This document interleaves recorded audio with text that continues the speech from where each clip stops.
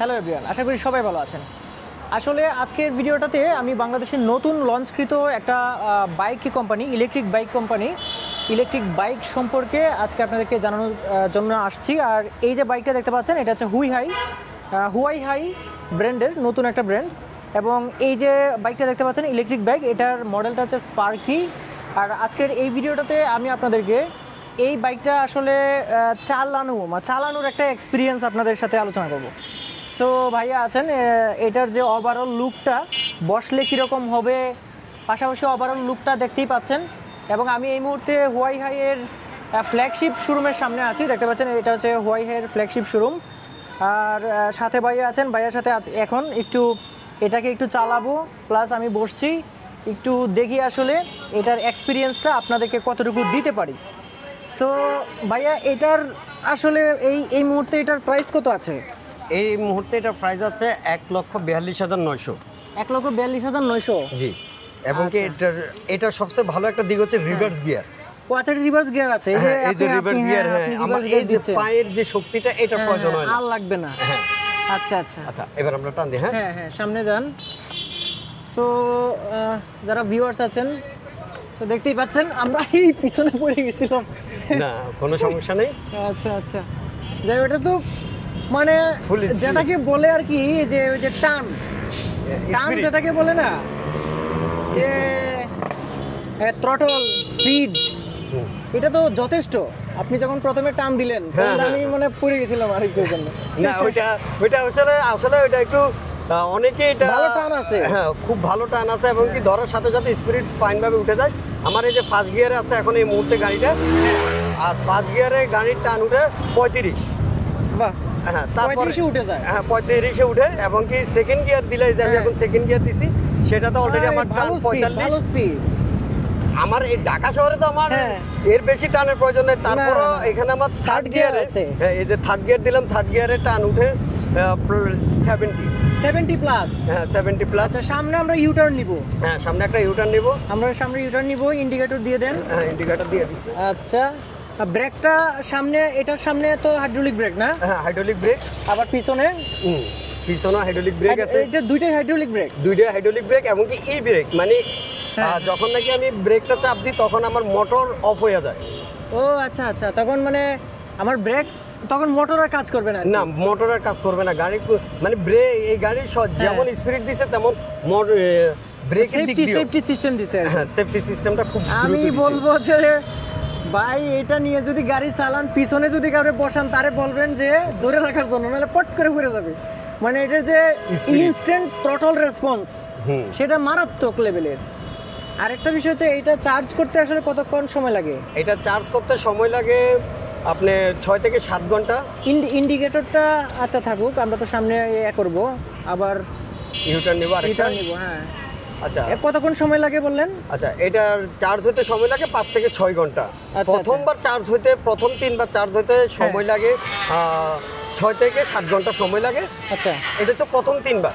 তারপরের থেকে এটা 5 থেকে 6 ঘন্টার মধ্যে ইজিলি চার্জ হয়ে যাবে। এবং কি এক চার্জে এটা যাবে হচ্ছে 105 থেকে 10 কিলোমিটার। 105 থেকে 10 কিলোমিটার কি আপনারা চালায়া দেখছেন? হ্যাঁ, আমি নিজে চালাই এই গাড়িটা। বিশেষ করে এই গাড়িটা আমি নিজে চালাই, সবসময় চালাই। আমার এই গাড়িটা দিয়ে ট্রায়ালিং চলে আর কি। আচ্ছা আচ্ছা।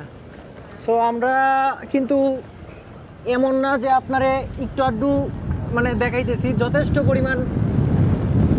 এই যে দেখেন স্পিড, আমার ক্যাব পুড়ে যাবে। না, এটা আসলে একটা ভালো ব্রেকিং কন্ট্রোলটাও আমার কাছে অসাধারণ লাগতেছে।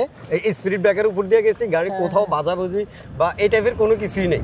না, মানে মোটামুটি গ্রাউন্ড ক্লিয়ারেন্সটা মোটামুটি ভালোই লক্ষ্য করা গেছে। না, আশা করছি যে বর্তমানে যেহেতু আপনাদের এইখানে আছে, কি জানি বলে, এখন তো ট্রায়াল দেওয়ার ব্যবস্থা আছে। হ্যাঁ, ট্রায়াল দেওয়ার ব্যবস্থা আছে। যে আমাদের দুইটা মডেল, দুটোটা মডেলে ট্রায়ালের একটা ব্যবস্থা রাখছি আমরা। চাইলে যে কেউ ট্রায়াল দিতে পারবে। যে কেউ এসে ট্রায়ালটা আগে দেন, তাহলে বুঝতে পারবেন যে আসলে এটা আপনার জন্য প্রযোজ্য কিনা। তাহলে আসলে আমরা বলতে পারি যে মানে 120 কিলো যে চালাবে, মানে কত টাকা খরচ হবে এটা ফুল চার্জে? এক চার্জে টাকা খরচ হবে 15 থেকে 20 টাকা। 15 থেকে 20, 15 থেকে 20 টাকা। টাকায় 110 কিলো, 110 কিলো। মানে এটা তো আপনার একটা ভালো একটা। আমাদের যে দেশে যেহেতু তেলের প্রবলেম চলে, কিন্তু বিদ্যুৎ আমাদের উৎপাদিত সে সম্পদ, এই যার কারণে আমাদের দেশে এখন ইলেকট্রিক নিয়ে সমস্ত কোম্পানিগুলো গবেষণা করতেছে। আমাদের কোম্পানিও ইলেকট্রিক নিয়ে গবেষণা করছে। অন্যান্য বাইক তো দেখলাম যে, আচ্ছা এখন একটু এটার দামটা আরেকবার জানেন, এটার দামটা এখন কত আছে? এটার দামটা আছে 1,42,900। 1,42,900। জি। আচ্ছা, আর এই মুহূর্তে আমরা প্রায় কতক্ষণ চালাইলাম দেখেন, 5 মিনিট 32 সেকেন্ড চালাইলাম, আরও কিছুক্ষণ চালাবো, তারপর বন্ধ করে আমরা আবার শোরুমের দিকে চলে যাব।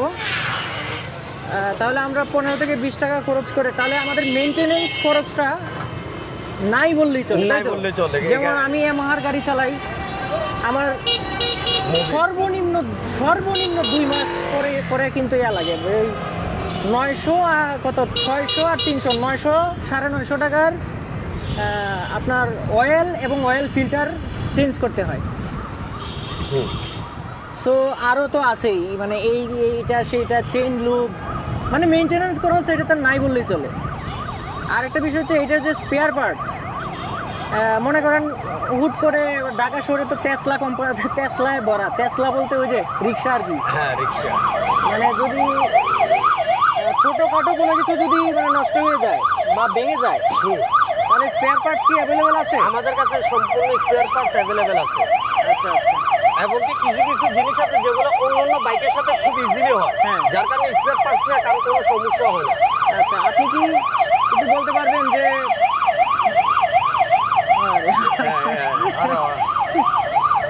আচ্ছা আপনি কি বলতে পারবেন যে আসলে এটার যে ব্যাটারি 2 বছরের তো গ্যারান্টি আছে?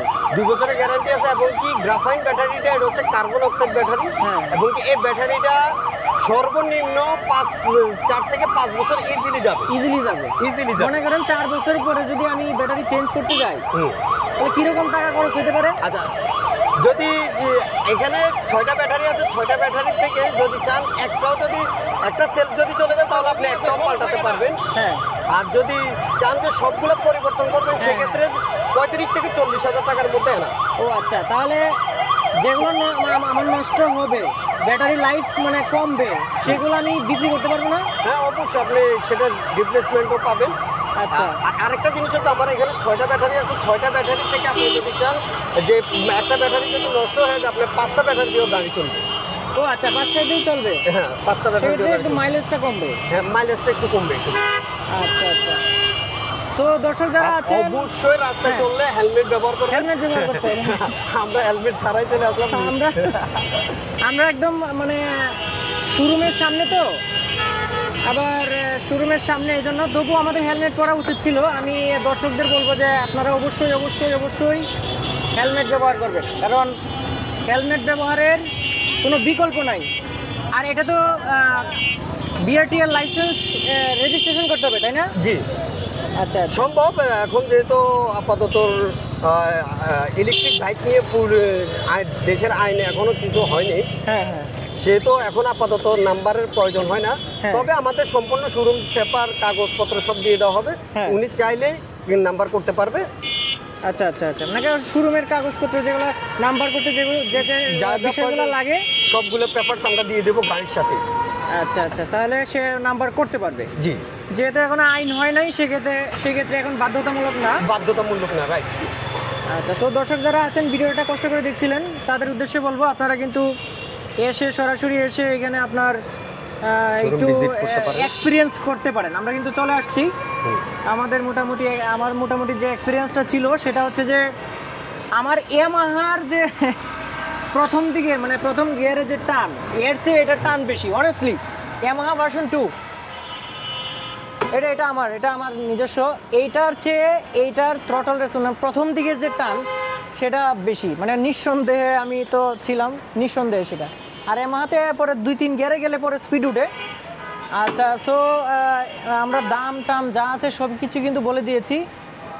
আপনাদের সবাইকে আমন্ত্রণ রইল এই শোরুমটাতে। এই শোরুমটা কিন্তু উত্তরা 15 নম্বর সেক্টর, উত্তর যে মেট্রো রেল স্টেশনটা রয়েছে, সেই স্টেশনটার একদমই কাছে। এছাড়াও আমি নাম্বার ভিডিও ডিসক্রিপশান বক্সে দিয়ে দিব, আপনি আসতে যদি কোনো সমস্যা হয় তাহলে কিন্তু আপনি হেল্প পাবেন। সো আজকে ভিডিওটা এই পর্যন্তই, সবাই ভালো থাকবেন, আল্লাহ হাফেজ।